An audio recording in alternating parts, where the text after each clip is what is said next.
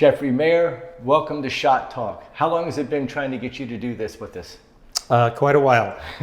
Thank you for having me. Oh, man, this is a real treat. I think everybody's going to love it. You're a legend, whether you've known it or not. I don't know if I'm a legend. Well, you kind of are, and there's very few people, if any, that can match your body of work, and your longevity is unbelievable. You know, can you tell us a little bit about your early days? What got you interested in photography? Well, actually, my dad got me interested in photography because he loved photography, taking pictures of myself and my sister.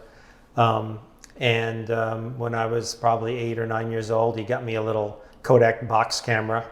In New York? In New York, yeah. That's where I was born and brought up. And it allowed me to take, pictures and process film. And then, and of course, he had an old Agfa camera that would fold out. It had a little bellows on it, which I still have actually. And it was usually just vacation photos, things like that initially.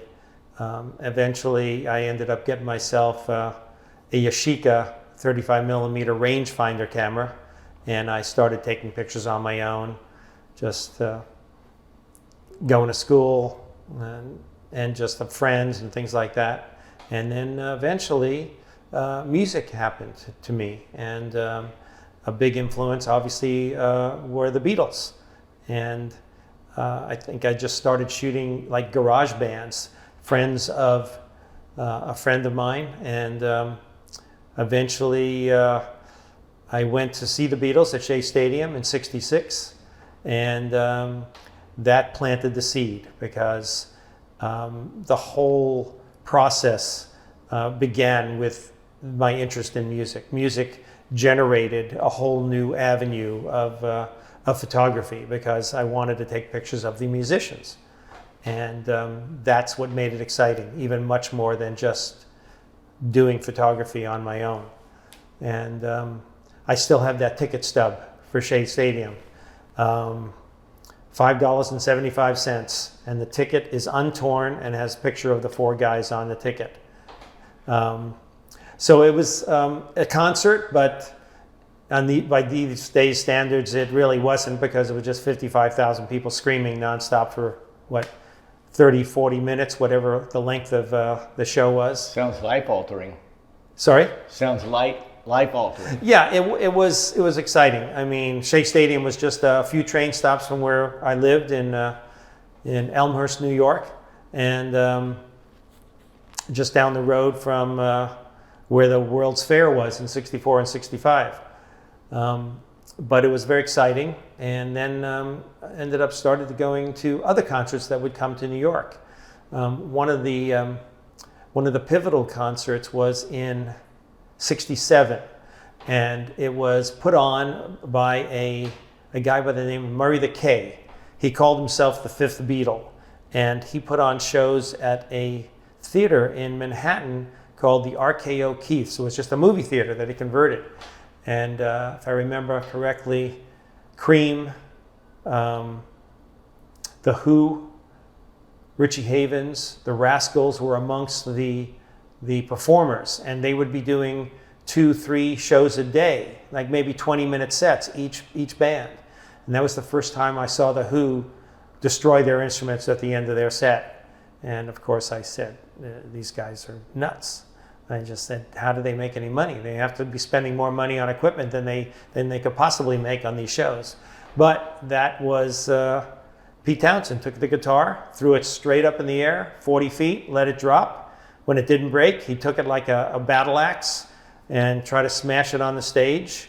And then he took the neck of the guitar and ran straight into the speaker cabinets. Keith Moon, madman of the drums, kicked his drum kit over, which is a double bass drums, and jumped feet first into both bass drums. Pretty extravagant and pretty exciting. And then, of course, that was the first time I shot Cream. And they, of course, were what people called the first supergroup. And that was pretty exciting. That was in the days when Clapton had an afro and was wearing a fringe jacket, a leather fringe jacket.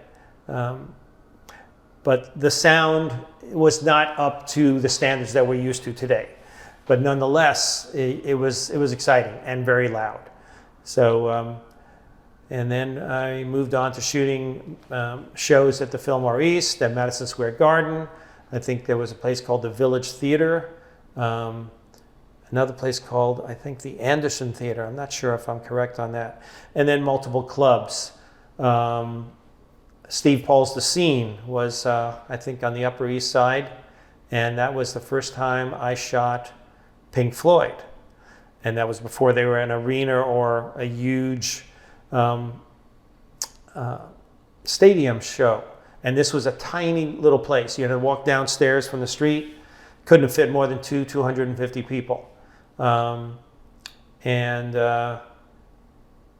Literally, you could reach up and touch the ceiling. It was that small. Well, the picture you have of Roger Waters on the drum, you know, just kind of helping out Nick Mason, doesn't, I mean, it looks like they're in a little basement. Exactly what it was. I mean, that's really, it couldn't have been much bigger.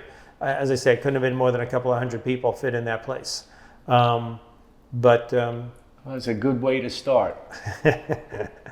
It was a good way to start for them, I guess, because they hadn't become as popular as they have become. I wasn't even talking about them. I was talking about you. Oh, yeah. No, it was very interesting, and you know, here, different places, different bands.